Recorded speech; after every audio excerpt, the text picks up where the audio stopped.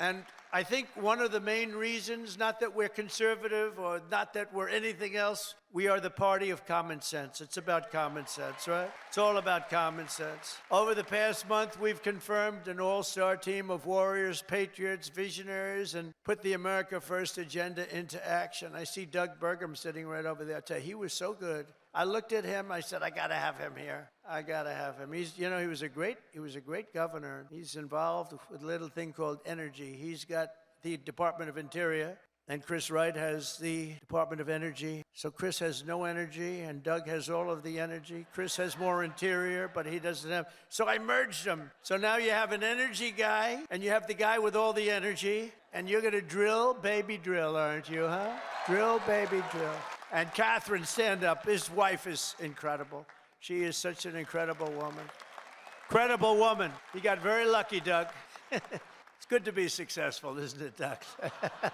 She's an incredible woman. He's an incredible guy. In addition to the great cabinet secretaries we have here today, we confirm Secretary of Defense Pete Hegseth to end the woke insanity and rebuild our military. Pete is fantastic. Thank you. To stop the weaponization of federal law enforcement, I know about that, I think, better than any human being on earth. This week, we swore in a new director of the FBI, somebody that everybody wanted, Kash Patel. Kash is great. He's a popular guy.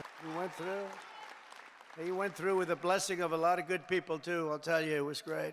To end the politicalization of our intelligence agencies, we confirmed Director of National Intelligence, Tulsi Gabbard, who is something very respected, highly respected. And to make America healthy again, we confirmed Secretary of Health and Human Services, Robert F. Kennedy Jr. Great guy.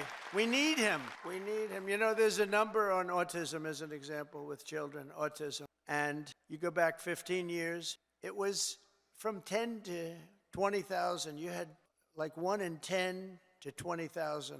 Some say 10, some say 20, but it was in that vicinity. That's a big vicinity. Now it's 1 in 36 babies have autism. 1 in 36. Think of it. It was 1 in probably 20,000 people. Now it's 1 in 36. There's something wrong. Something's wrong, and Bobby is going to find it. Working with Dr. Oz, by the way.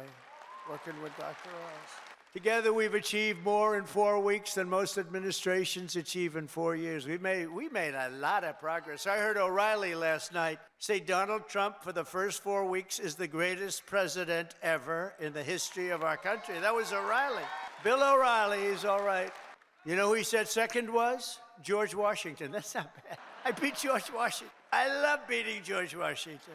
Thank you, Bill. On our first day in office, we declared a national emergency at our southern border. After years of politicians using our military to defend foreign borders while leaving our country defenseless and helpless, we deployed a group of people, active duty troops, to defend our border and repel the invasion of our country. This was an invasion. You know, we had a great first term, a really great first term, and I called it an invasion, and we had great numbers, but now we have the best numbers we've ever had. We've never had numbers like this. We've done it all in 4 weeks. Think of it. That was Tom Homan, Kristi Noem, the whole group. On day one, I ended the catch and release. I reinstated remain in Mexico, and I signed an order that will end birthright citizenship for the children of illegal aliens.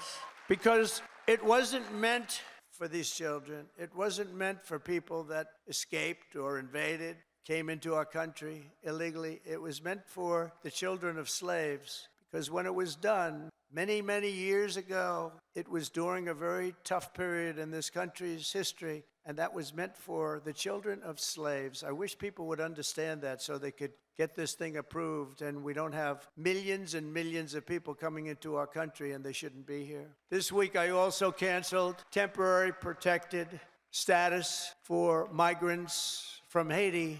They're pouring into our country, pouring in. If I weren't elected president, there'd be nobody in Haiti anymore. They were pouring in at levels from other countries, too, all over Africa, the Congo, all over South America. And they were coming in from prisons and mental institutions and insane asylums, jails, and gang members. And you have to see it, gang members, drug lords, people that are drug addicted. They were sending them all into our ridiculous and very stupid Biden open border, our border czar was Kamala. Haven't said that name in a while. I haven't said that name. No, I haven't said that name in a while. Kamala. I'll bet nobody knows her last name. Nobody ever knows her last name. Even during the campaign, you'd have to say Kamala. It's strange, you know, a little different name. Kamala, because her last name was Harris. I used to say Senator Harris. Nobody knew who the hell I was talking about. So I had to go Kamala. But think of it, I was beating Joe badly, really badly, and they changed him. I'm the only one that ever had to beat two people. I had to beat two. I had to beat two. We beat two. I didn't beat. You beat. You beat two people.